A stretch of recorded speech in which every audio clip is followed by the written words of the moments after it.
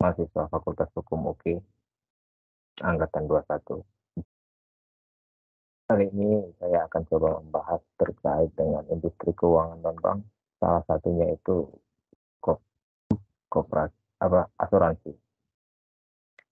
Kita tahu ya, industri keuangan non-bank atau IKNB merupakan lembaga yang menyelenggarakan aktivitas keuangan berupa pengumpulan dana dari masyarakat, lalu menyalurkan untuk kegiatan investasi di perusahaan, serta menerbitkan surat berharga.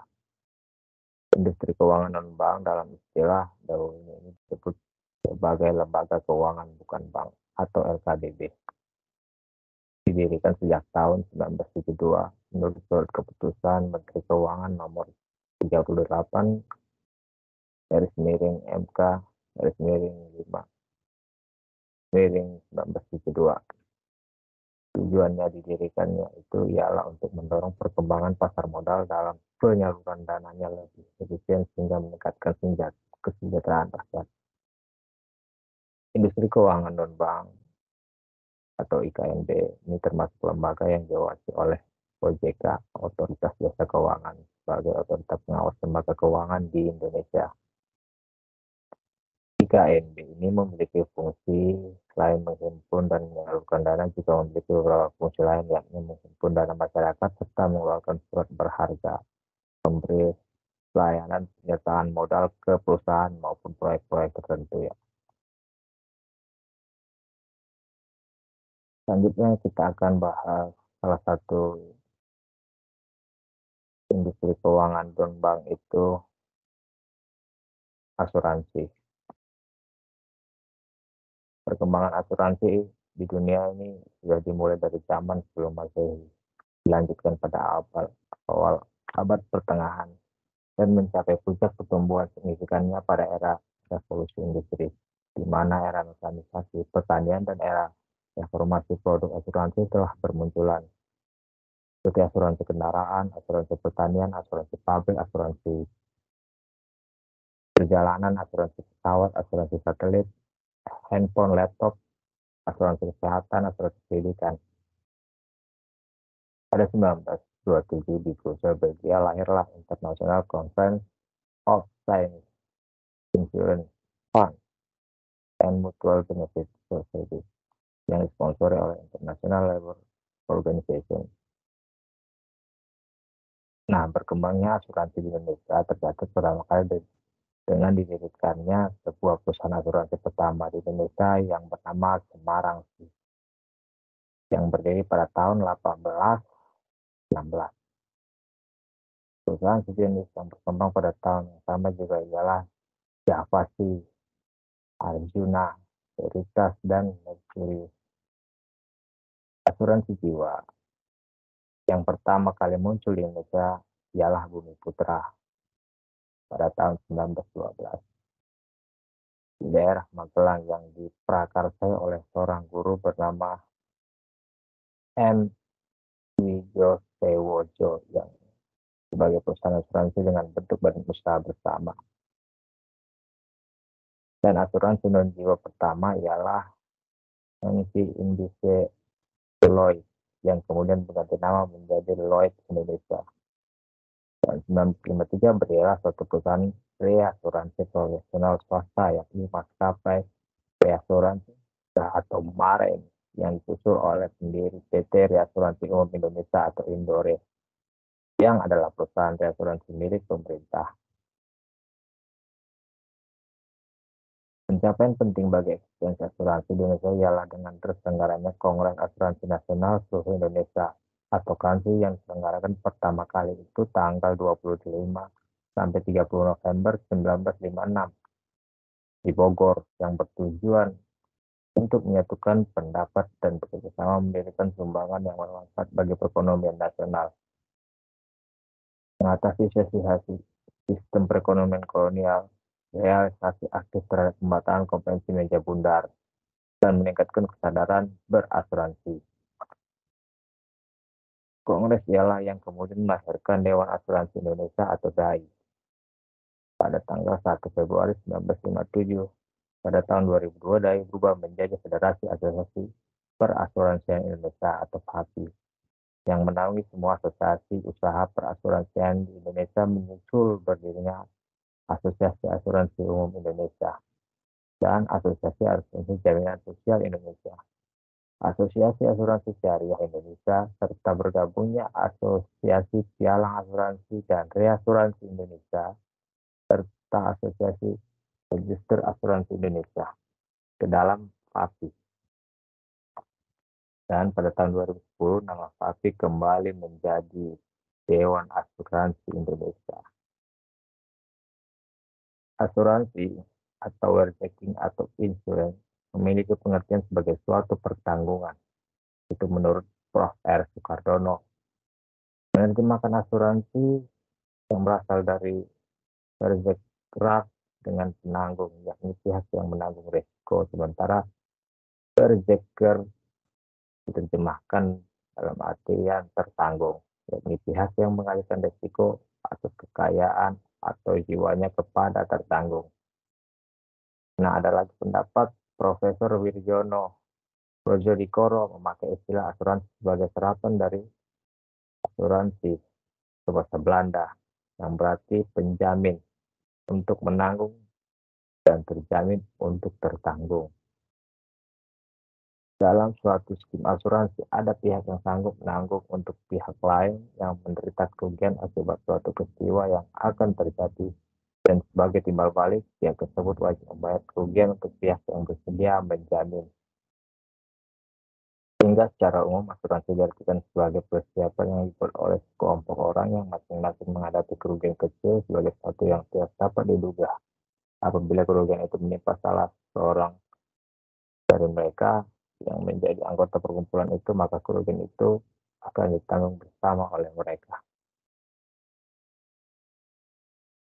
Pasal 246 KUHD menyatakan bahwa asuransi atau pertanggungan merupakan perjanjian di mana penanggung mengikat diri terhadap tertanggung dengan memperoleh premi untuk memberikan kepadanya ganti rugi karena suatu kehilangan, kerusakan, atau tidak mendapat keuntungan yang diharapkan yang mungkin dapat diderita karena suatu peristiwa yang tidak pasti.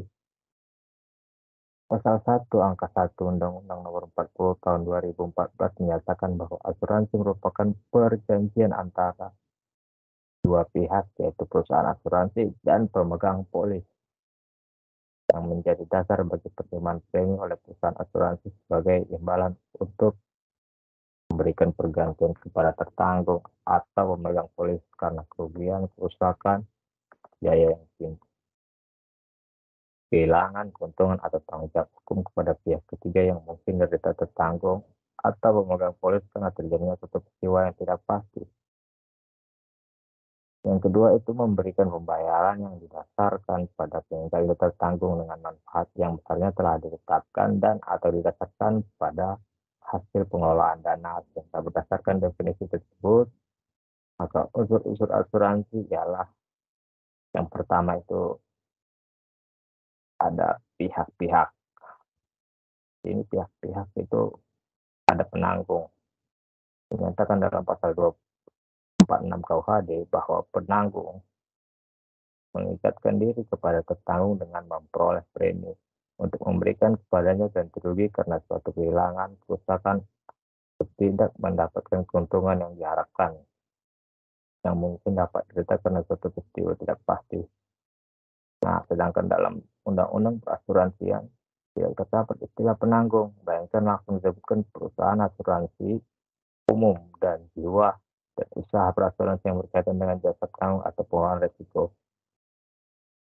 Pertanggungan ulang risiko pemasaran dan distribusi produk asuransi atau produk asuransi syariah, konsultasi dan keperantaraan asuransi, asuransi syariah, reasuransi atau penilaian kerugian asuransi atau asuransi. Selanjutnya, ada pihak-pihak juga yang disebut tertanggung. Bagaimana dalam pasal 246 KUHD, merupakan pihak yang membayar premi dan menerima ganti rugi karena suatu kehilangan, kerusakan, atau tidak mendapat keuntungan yang diharapkan, yang mungkin dapat diderita karena suatu peristiwa yang tak pasti. Dalam undang-undang perasuransian dijelaskan bahwa tertanggung merupakan pihak yang menghadapi risiko sebagaimana diatur dalam perjanjian asuransi atau perjanjian reasuransi. Selanjutnya ada pemegang polis. Istilah ini hanya tercantum dalam undang-undang perasuransian yang menjelaskan bahwa pemegang polis merupakan pihak yang mengikatkan diri berdasarkan perjanjian dengan perusahaan asuransi, perusahaan syariah, perusahaan reasuransi, atau perusahaan reasuransi syariah dengan tujuan mendapatkan perlindungan atau risiko bagi dirinya, tertanggung, atau peserta lain. Nah, kita langsung membahas status-status pihak-pihak ini. Yang pertama, penanggung. Harus berstatus sebagai perusahaan, badan hukum yang dapat berbentuk PT, persero, atau koperasi. Tertanggung dapat berstatus sebagai perseorangan, persekutuan, atau badan hukum, baik sebagai perusahaan atau bukan perusahaan. Tertanggung berstatus sebagai pemilik atau pihak berkepentingan terhadap harta yang diasuransikan.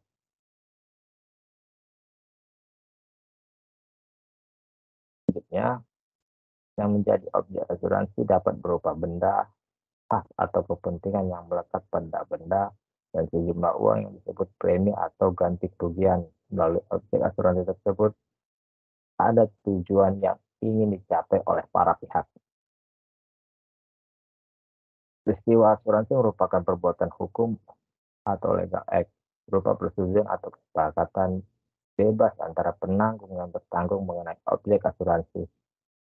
Peristiwa tidak pas yang mengancam benda asuransi dan syarat-syarat yang berlaku dalam asuransi. Persetujuan atau kesepakatan bebas tersebut dibuat dalam bentuk tertulis yang disebut polis. Polis ini merupakan satu-satunya alat bukti yang dipakai untuk membuktikan telah terjadi asuransi. Dasar pengaturannya sebagaimana dijelaskan dalam pasal 1320, 1321, dan 1338 KUHP Perdata.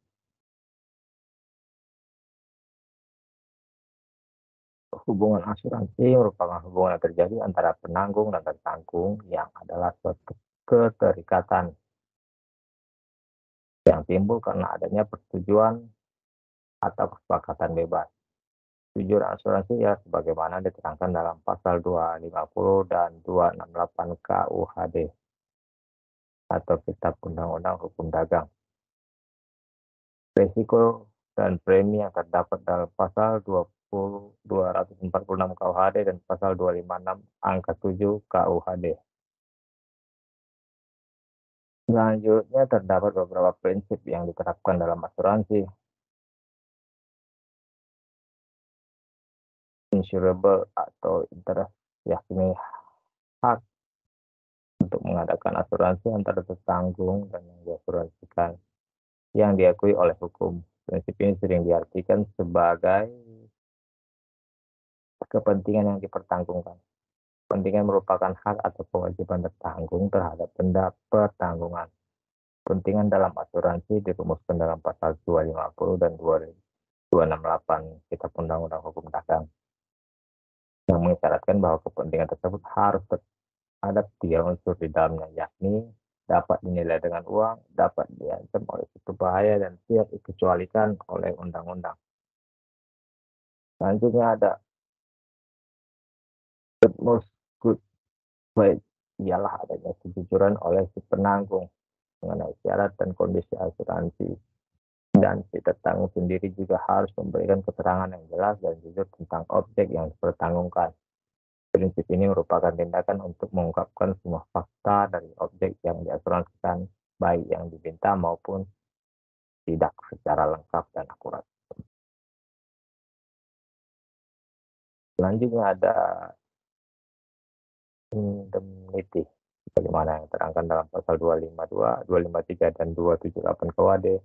Maka pihak penanggung akan menyediakan dana kompensasi agar si tertanggung dapat berada dalam posisi keuangan sebelum terjadi peristiwa tertentu yang mengakibatkan kerugian tersebut.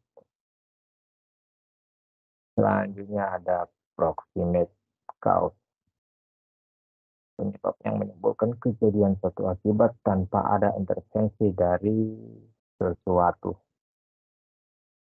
Selanjutnya ada subrogation. Setelah klaim dibayar, maka ada pengalihan hak tuntut dari tertanggung kepada penanggung. Prinsip ini diartikan sebagai penyerahan hak menuntut atau yang menggugat dari tertanggung kepada penanggung. Maka ketika jumlah ganti kerugian sebelumnya sudah diganti oleh penanggung. Dasar hukum prinsip ini dalam pasal 284 KUHD. Selanjutnya ada contribution. Penanggung memiliki hak untuk mengajak penanggung yang lain untuk menanggung bersama-sama. Namun kewajiban memberikan immunity terhadap tertanggung tidak harus sama. Prinsip ini terjadi jika ada double insurance, bagaimana diatur dalam pasal 278. Yakni jika dalam satu-satunya polis ditentangi oleh beberapa penanggung.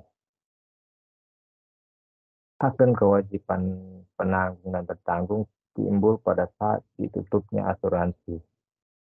Walaupun polis belum diterbitkan, penutupan asuransi dalam praktiknya dibuktikan dengan disediakannya aplikasi atau telah ditandatanganinya kontrak sementara atau kasus not dan dibayarnya premi. Selanjutnya, berdasarkan ketentuan yang berlaku, maka penanggung atau perusahaan asuransi wajib untuk menerbitkan polis asuransi. Seluruh ketentuan mengenai asuransi diatur dalam KUHD yang membuat peraturan-peraturan mengenai asuransi kebakaran, asuransi bumi, serta asuransi jiwa. Selanjutnya, ada pula terdapat pada Undang-Undang Nomor 40 Tahun 2014 tentang perasuransian. Putusan Menteri Keuangan Republik Indonesia Nomor 1249/KMK /1988 tentang ketentuan dan tata cara pelaksanaan usaha bidang asuransi kerugian dan KMK Republik Indonesia tentang usaha asuransi jiwa. Demikian pemaparan saya sedikit tentang asuransi, semoga bermanfaat. Terima kasih.